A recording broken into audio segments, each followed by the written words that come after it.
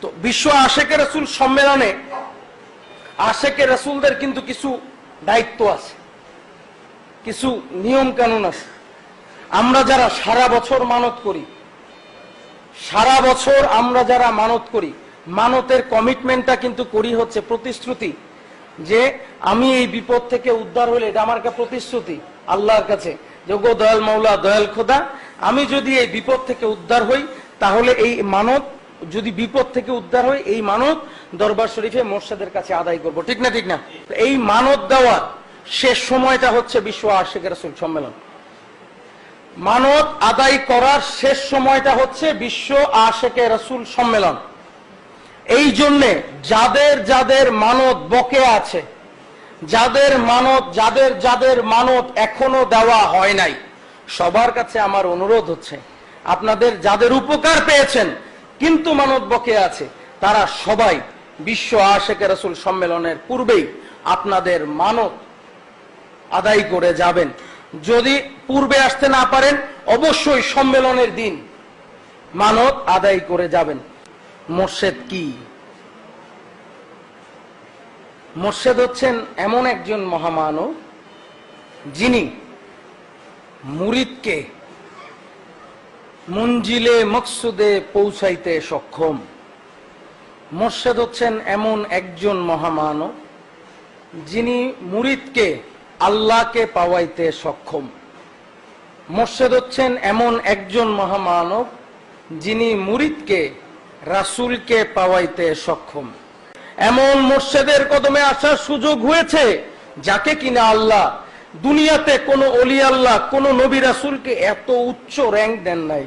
দুনিয়াতে কোনো অলি আল্লাহ, কোন নবী রাসূলকে এত উচ্চ র্যাঙ্ক দেন নাই। দুনিয়াতে কোনো অলি আল্লাহ, কোন নবী রাসূলকে এত উচ্চ র্যাঙ্ক দেন নাই। দুনিয়াতে কোনো অলি আল্লাহ, কোন নবী রাসূলকে এত উচ্চ র্যাঙ্ক দেন নাই। যাকে দিয়েছেন আকাশে পূর্ণিমার চাঁদে দিয়ে এত উচ্চ র্যাঙ্ক দিয়েছেন। আমরা শুধু মোর্শেদ পাই নাই, সর্বোৎকৃষ্ট মোর্শেদ পেয়েছি। সম্মানিত আশেকে রাসূলেরা, আপনার আমার মোর্শেদকে দেওয়ানবাগী। বিশ্বাস করেন এই কথা? মনে প্রাণে মানেন এই কথা? তাহলে মনে প্রাণে আজকে থেকে এটা মানেন, কিয়ামত পর্যন্ত আপনার আমার মোর্শেদ থাকবে দেওয়ানবাগী। কিয়ামত পর্যন্ত এই মোহাম্মদ ইসলামের মোর্শেদ থাকবে কে বলেন? কে থাকবে? কে থাকবে? দেওয়ানবাগী। কিয়ামত পর্যন্ত এই মোহাম্মদ ইসলামের মোর্শেদ হবে দেওয়ানবাগী। আমি স্পষ্ট রূপে দেওয়ানবাগীর গোলাম, আমি কুদরতে খোদা বলছি, চিরকাল কিয়ামত পর্যন্ত আপনার আমার মোর্শেদ হবে কে বলেন? কে হবে? দেওয়ানবাগী। যদি আপনারা এইটা মানতে পারেন, যদি এই কথা অন্তরে বসাইতে পারেন, কিয়ামত পর্যন্ত মনে রাখেন ওই মোর্শেদ আপনার কবরে যাবে আর গিয়ে বলবে আমার গোলাম ছিল, একে হাজির করো।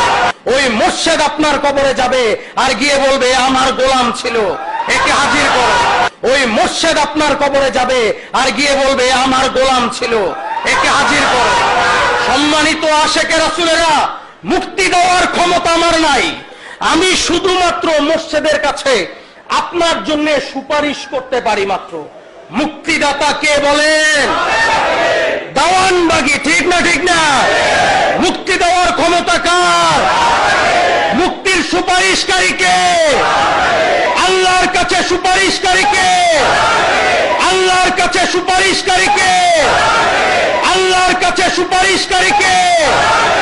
মনে থাকবে, যদি এই কথা চিরকাল অন্তরে রাখতে পারেন, বেঈমান হবেন না। যদি বেঈমানের হাত থেকে বাঁচতে চান, আমি গোলাম কুদরতে খোদার এই কথা মনে রাখেন, যতদিন বাঁচবো দেওয়ানবাগীকে মোর্শেদ রূপে মানব, যতদিন বাঁচবো দেওয়ানবাগীর কদমের নিচে থাকবো, মৃত্যুর আগ পর্যন্ত, জীবন নিজের জীবনের শেষ রক্তবিন্দু পর্যন্ত দেওয়ানবাগী মোর্শেদ থাকবে, দেওয়ানবাগীর কদমের নিচে থাকবো, দেওয়ানবাগীর কদমে আশ্রয় ভিক্ষা লাভ করবো। পারবেন?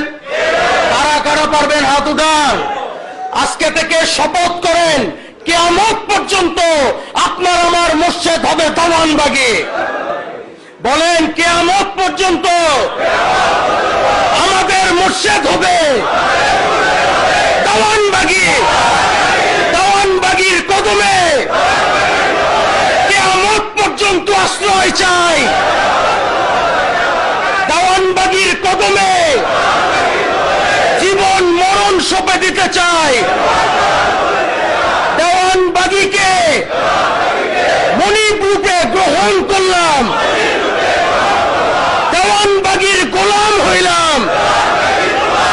হাত নামান ভাইরা আমার, যদি ওই মুর্শিদকে নিজের অন্তরে বসাইতে পারেন, দেখবেন মরণের সময় ওই রাসূলরে নিয়ে আইসা মুর্শিদ বলবে, এ আমার আশেকে রাসূল, আমার কদমের নিচে তারে ঠাই দিলাম। সম্মানিত আশেকে রাসূলেরা, আমি আপনাদেরকে উদারত আহ্বান জানাই, আসুন আমরা সবাই দেওয়ানবাগীর গোলাম হই।